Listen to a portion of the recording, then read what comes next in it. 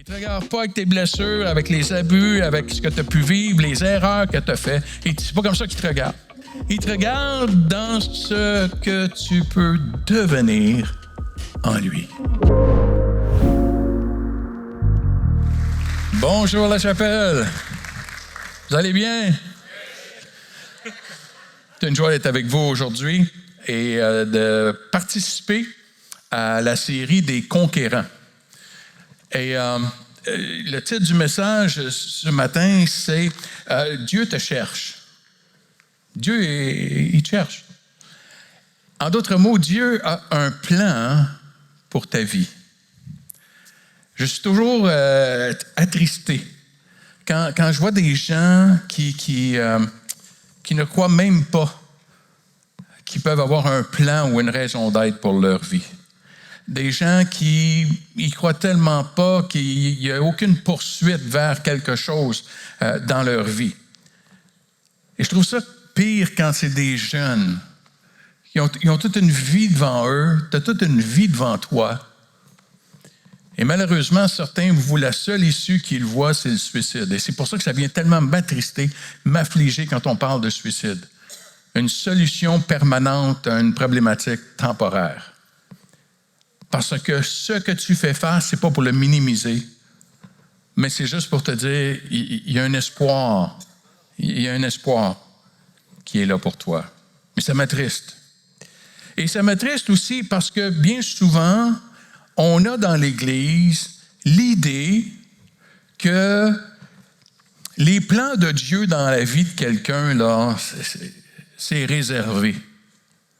Hein? C'est réservé pour les SS. Vous connaissez les SS?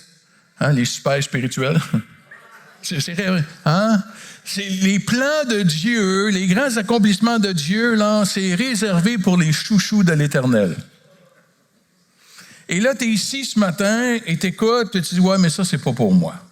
Accomplir de grandes choses pour Dieu est grande, il faut le déterminer dans l'ampleur de ce qu'on peut faire autour de nous. C'est pas toujours gigantesque et national, les grandes choses qu'on peut faire pour Dieu. Juste de rayonner autour de nous. Parce que, tu vois, on a tous, on a un sens à nos vies. Tous, on a une raison d'être pour nos vies. Tu comprends que Dieu a choisi que tu sois vivant aujourd'hui, à ce moment-ci de l'histoire humaine.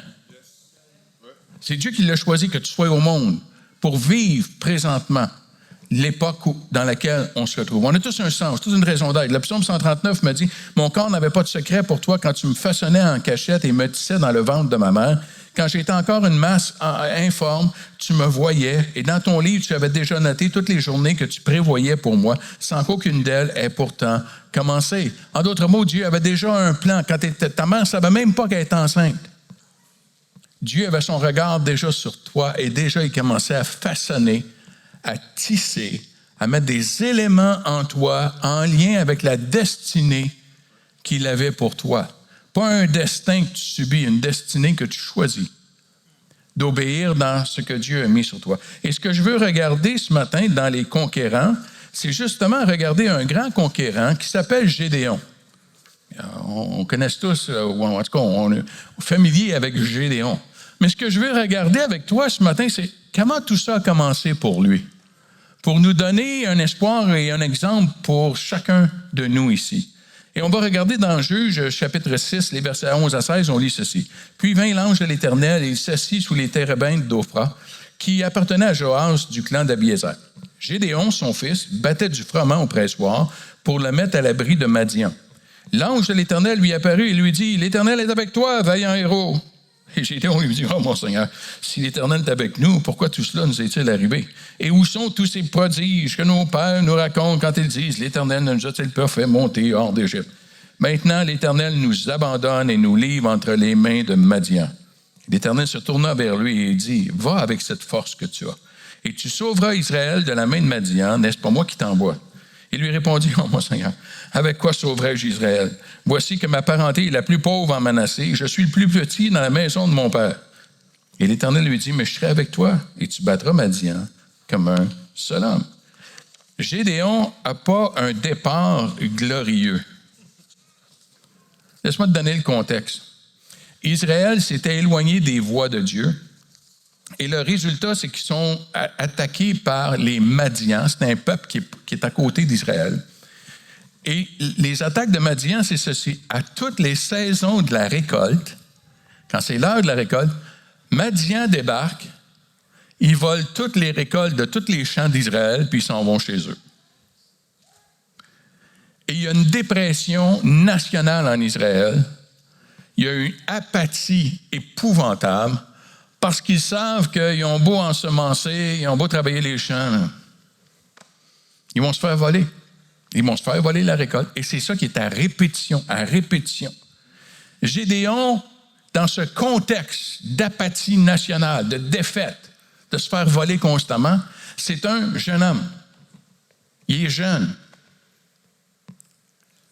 Et c'est un parfait inconnu. Il va même le dire, hein? Je viens de la famille de... Tu comprends qu'on est pauvre.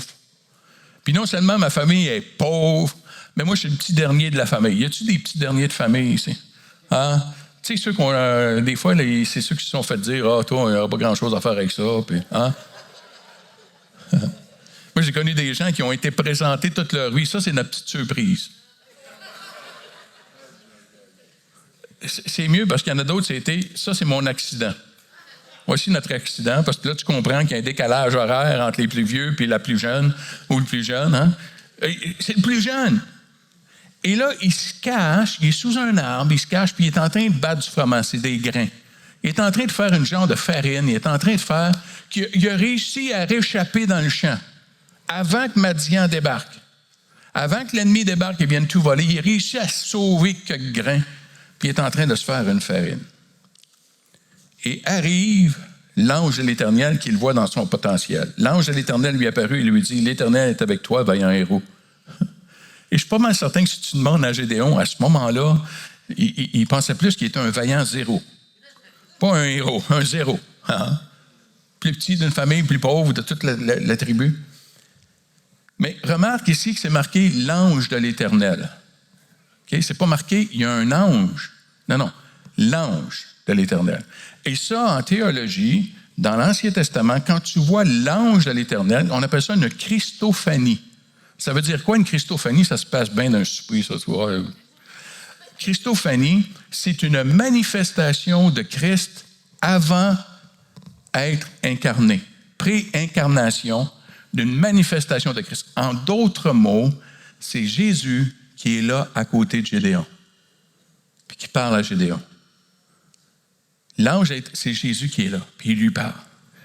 Puis il le regarde, puis il dit, « Vaillant héros. » Parce que tu vois, l'ange ne voit pas, Jésus ne voit pas Gédéon comme il a été, comme il est, mais il le voit comme il deviendra en Dieu. Tu le vois? Lui le voit avec ses yeux de dire, voici ce que tu vas devenir, vaillant héros. Est-ce que tu comprends que c'est comme ça que Jésus te regarde ce matin? Il ne te regarde pas avec ton passé. Il ne te regarde pas avec tes blessures, avec les abus, avec ce que tu as pu vivre, les erreurs que tu as faites. C'est pas comme ça qu'il te regarde. Il ne te regarde même pas comment tu es maintenant. C'est pas comme ça qu'il te regarde. Il te regarde dans ce que tu peux devenir en lui.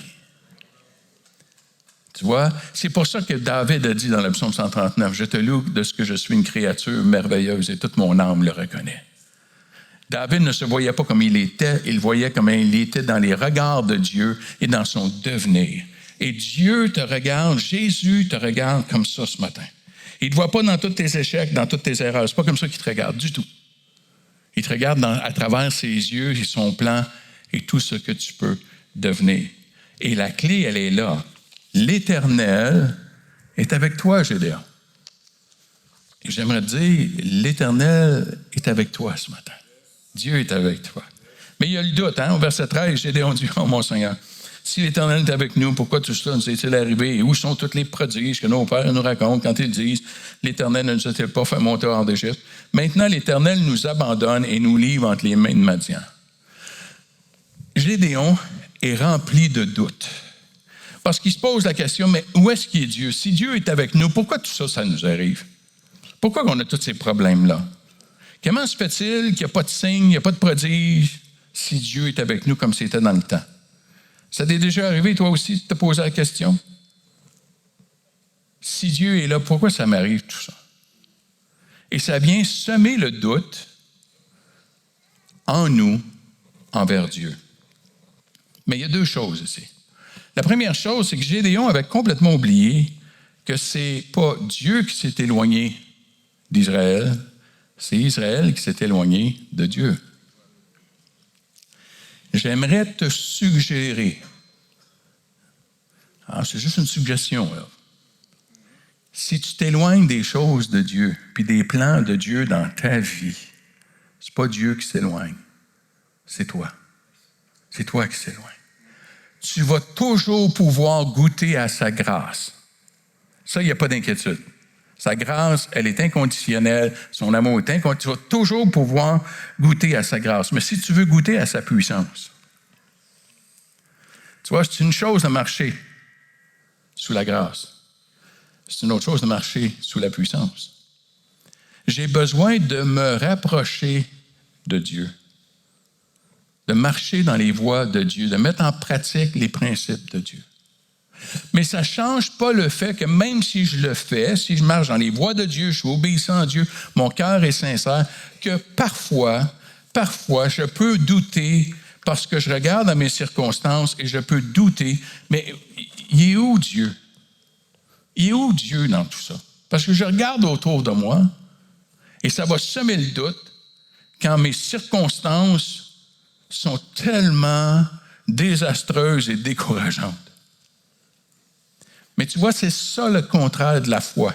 Dans le livre de l'Épître aux Hébreux, dans le chapitre 11, dans le chapitre des conquérants, il y a 2 versets que je vais te lire. Le verset 1 dit « Or, la foi, c'est une ferme assurance des choses qu'on espère, une démonstration de celles qu'on ne voit pas. » Le verset 6 dit « Or, sans la foi, il est impossible de lui être agréable, car il faut que celui qui s'approche de Dieu croit que Dieu existe et qu'il est le rémunérateur de ceux qui le cherchent. » Tu comprends que quand tu viens devant Dieu, tu n'es pas en train de quêter. Non, tu viens avec foi, tu viens avec assurance. C'est un Père céleste qui t'aime, puis qui veut donner à ses enfants quand il demande. Et j'ai compris qu'à un moment donné, quand tu viens à Dieu, puis tu quêtes, puis tu demandes, puis j'espère que je ne te dérange pas, ça blesse le cœur de Dieu. Tu vois, quand mes enfants, mais pire, quand mes petits-enfants viennent voir grand-papa, là, je peux vous assurer qu'ils ont la foi. Ils savent que grand-papa va être rémunérateur de ceux qui le font.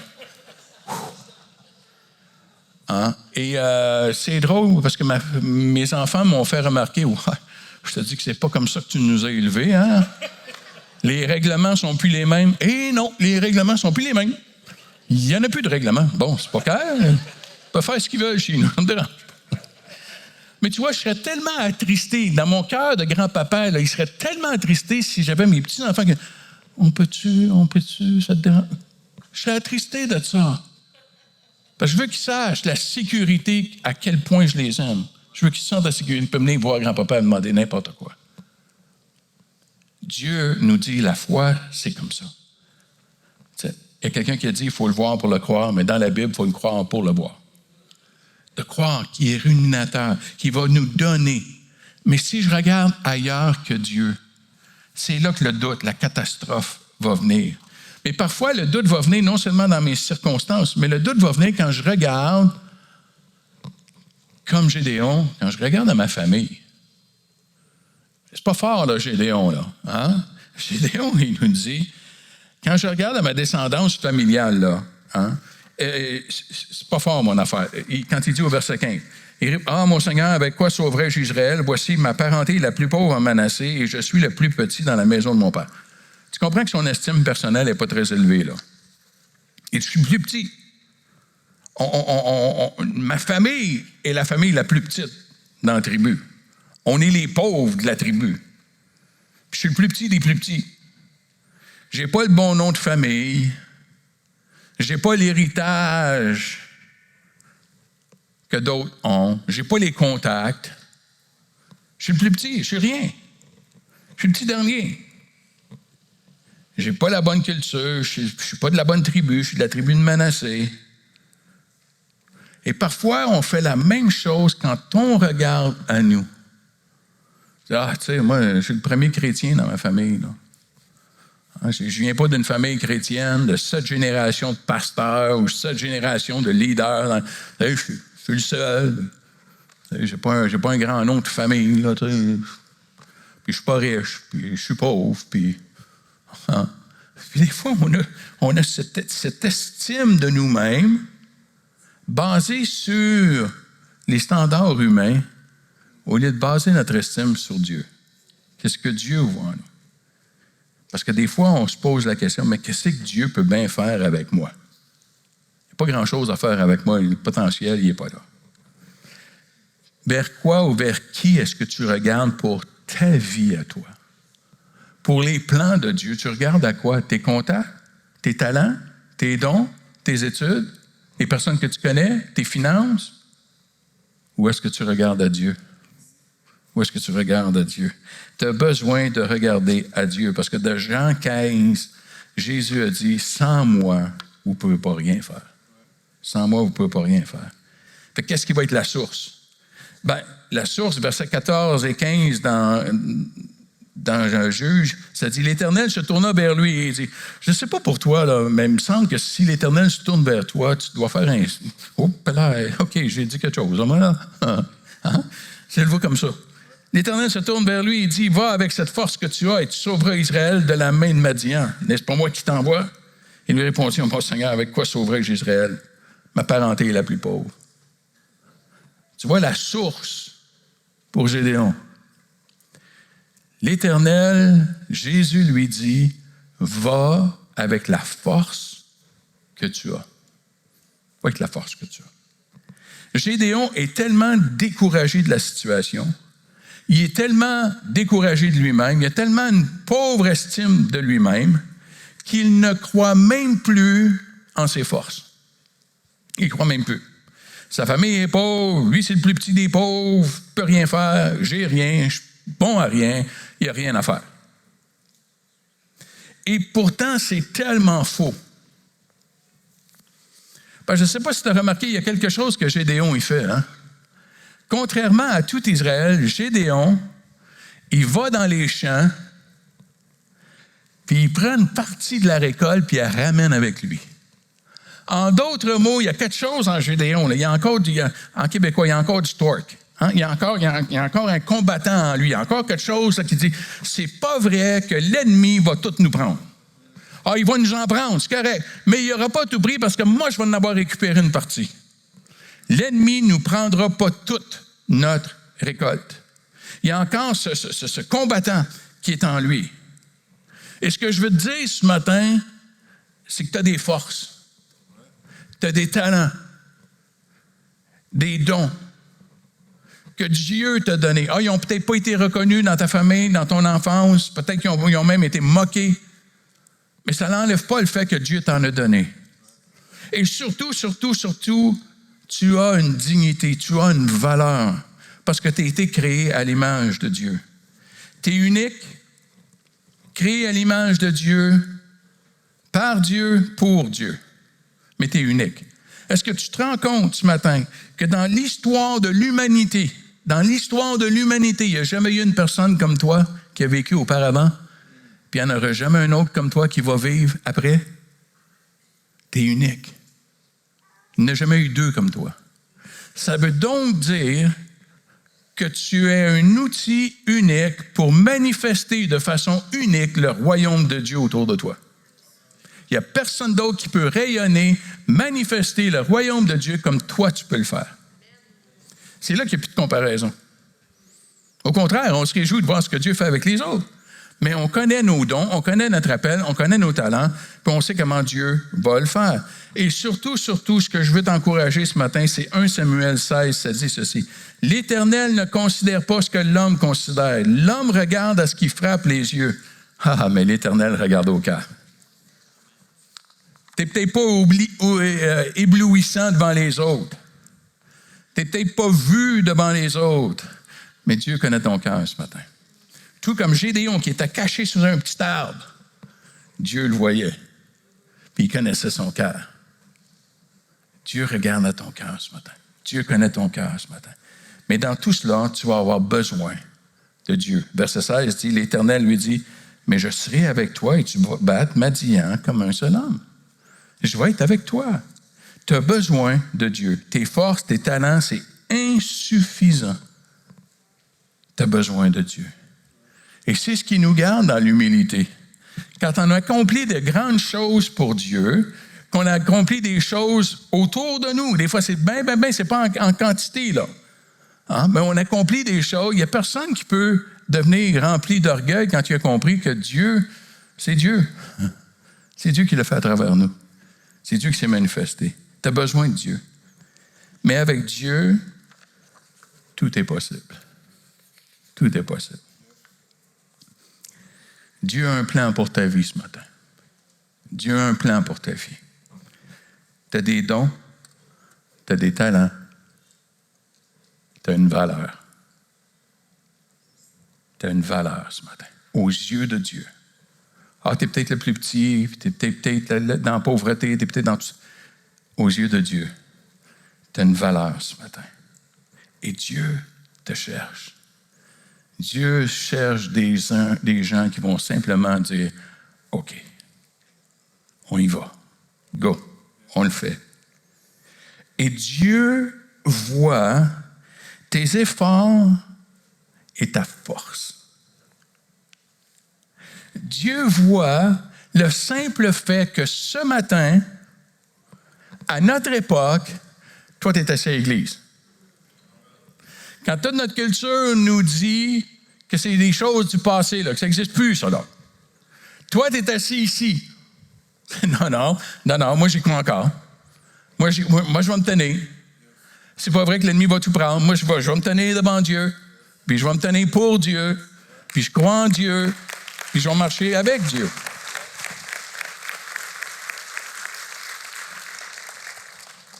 Tu sais, des fois, on se fait dire qu'on est dans une société laïque. Hein? Vous savez que les sondages ont montré que 85% des Québécois croient en Dieu. 85%, ils croient en Dieu. Ouais, et des fois, ils vont le définir comme, tu définis Dieu comme une puissance supérieure. OK, ils ont besoin d'être un petit peu guidés. Là. Ils ont besoin des GPS. Là. OK, c'est juste ça, notre rôle. C'est des GPS, les guider vers plus précisément. Mais c'est pas vrai qu'ils ne croient pas. Mais tu es ici ce matin. Peut-être que tu as encore chuté cette semaine. Peut-être que tu as encore chuté en fin de semaine dans tes dépendances, dans tes mauvaises habitudes. Tu as peut-être trébuché encore, mais ce matin, tu es ici. Puis ce matin, tu as décidé de te lever. Puis encore une fois, même si tu as trébuché encore, puis tu es découragé, puis tu es abattu, mais tu te relèves, c'est comme s'il y a quelque chose en toi qui dit, c'est pas vrai que l'ennemi va gagner. C'est pas vrai. Je vais continuer de me battre. Je vais continuer d'aller reprendre ce que l'ennemi essaie de me voler. Il ne me volera pas tout. C'est pas vrai. C'est pas vrai. Ça va être un combat. C'est correct. Je vais peut-être avoir besoin d'être accompagné. C'est correct. Mais je ne laisserai pas tout à l'ennemi. Dieu voit tes efforts. Il voit ta force. Il voit quand tu es tanné de te faire voler par l'ennemi. Volé par tes dépendances, volé par ta propre chair. Puis il y a quelque chose en toi qui dit, non, c'est pas vrai, Seigneur, tu connais le profond de mon cœur, puis c'est pas vrai, c'est pas ça que je veux. Dieu le voit. Il voit cette force, cette détermination qui peut être bien enfouie, mais Dieu la voit. Mais Dieu te voit dans ton devenir. Il ne voit pas comme tu as été, il ne voit pas comme tu es, il te voit dans ton devenir. Il y a plusieurs années de cela, basé sur le psaume 139. J'avais lu un livre, puis la personne a dit qu'il était convaincu que quand Dieu nous a tissés dans le sein de notre mère, que Dieu a tissé à l'intérieur, il a mis un rêve en chacun de nous. Et l'exercice était d'écrire, de s'asseoir avec un papier et un crayon, puis d'écrire c'est quoi ton rêve pour Dieu à travers ta vie. C'est quoi ton rêve? je me suis dit, bon, ça peut être intéressant. Fait que je vais me mettre au jeu. Je l'ai fait. Je me suis assis, puis j'ai commencé à écrire. Puis là, je l'ai écrit. Puis quand j'ai fini, je l'ai regardé, puis j'ai dit, ouf! Ouais. Il y a comme des évidences qu'il y a déjà eu des périodes de toxicomanie dans ma vie que j'ai déjà consommées parce que, quand tu lis ça, tu dis, il y en a fumé du bon. Là. Tu dis, OK, correct, on est à l'église. Puis c'est, voyons donc, il se prend-tu pour un autre? C'est quoi ça? C'est quoi Puis je l'ai encore, hein? Je l'ai écrit, je l'ai encore. Et là, Dieu il embarque dans le jeu. Puis il me dit, Daniel, est-ce que ça existe, ça, ce genre de ministère, ce genre de... Ça existe-tu, ça? Oui, ça existe. Oui. Mais je dis, ça n'existe pratiquement pas en francophonie. Les Américains, eux autres, ils en ont beaucoup comme ça, là. Mais nous autres, tu sais, au Québec, les francophones. En d'autres mots, je t'ai menacé. Et là, c'est comme si Dieu m'a montré, premièrement, il n'est pas limité par une frontière. Il est Dieu sur toute la terre. Première leçon. Deuxième leçon. Dieu me dit, Daniel, ta vie est comme un voilier. OK. Des traces d'avoir consommé. OK, oui, ma vie est un voilier. Tu comprends? Moi, je viens de Saint-Henri puis Villemort, là. Hein? On avait un petit chalet l'été avec une petite chaloupe. J'ai jamais eu de voilier de ma vie. Là. C'était pas mon environnement. J'ai pas grandi à faire du voilier. Non. Les seuls voiliers qu'on voyait, c'était un 10 sous. C'était une pièce de monnaie. Hein? Puis on la voyait pas souvent. Là. OK, on s'entend. OK, ma vie est un voilier. OK, Seigneur, ça... OK. Et là, Dieu me dit ceci. Daniel, tu es responsable de tes voiles. Puis il dit, moi, je suis responsable du vent. Travaille sur tes voiles. Puis inquiète-toi pas pour le vent. Travaille sur tes voiles.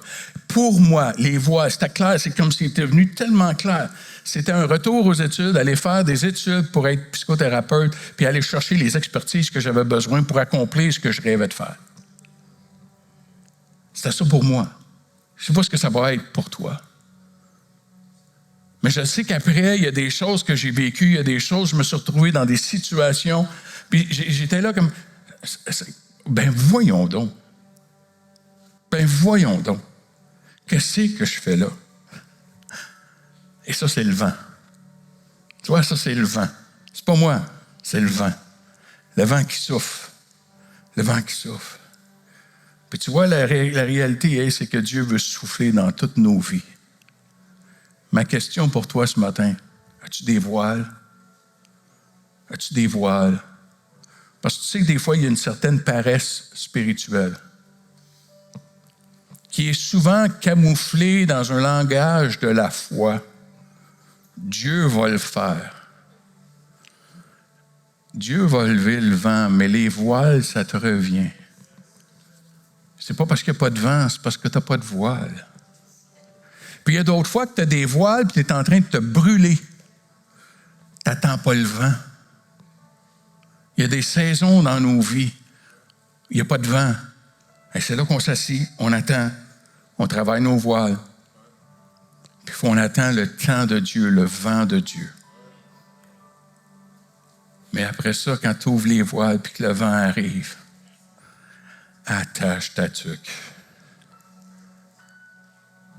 Et c'est comme ça que Dieu se glorifie à travers nous. Ah, j'ai des voiles. Oui. Dans mon cas, j'ai une couple de diplômes. Oui, c'est vrai, je les ai. Mais s'il n'y a pas de vent, le bateau, il ne bouge pas, là. Mais en même temps, tu sais, un voilier qui est au quai, dans un port, qui est attaché, qui est amarré. Tu comprends que ce voilier-là, il est en sécurité? Mais ce n'est pas pour ça que le voilier a été créé. Tu peux choisir la sécurité, puis rester, puis pas bouger. Mais ce n'est pas pour ça que tu as été créé. Il arrive des pas à un moment donné. Il arrive des gestes. Il arrive des choses qu'on a besoin de faire pour accueillir le vent de Dieu à travers nos vies. Tu as peut-être des choses que tu as besoin de faire, puis tu le sais, puis tu hésites. Fais confiance à celui qui t'appelle. Mets tes yeux sur lui. Il te voit comme tu peux devenir. Et te dire, vaillant héros. Est-ce qu'on peut courber nos têtes ensemble?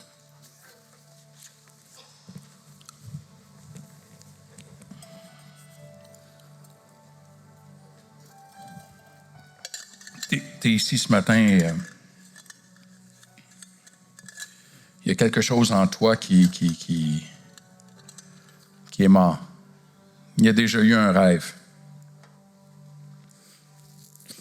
Tu as l'impression qu'il est trop tard, tu es trop vieux. Et c'est faux. Il n'est jamais trop tard avec Dieu. Peut-être tu es ici et tu as un rêve, tu dis, ouais, mais moi, c'est parce que je suis trop jeune. C'est faux, ça aussi. Tu n'es jamais trop jeune avec Dieu. Tu es peut-être tanné. L'impression que tu te fais voler, puis tu te es tanné. Mais il y a quelque chose en toi qui veut se battre. Tu es peut-être rendu dans un stage d'apathie, de ma vie chrétienne, ça va se résumer à venir à l'église le dimanche, peut-être faire une implication ou deux. C'est tout. Parce que qu'est-ce que tu veux que Dieu fasse avec moi? Dieu demande juste des cœurs ouverts.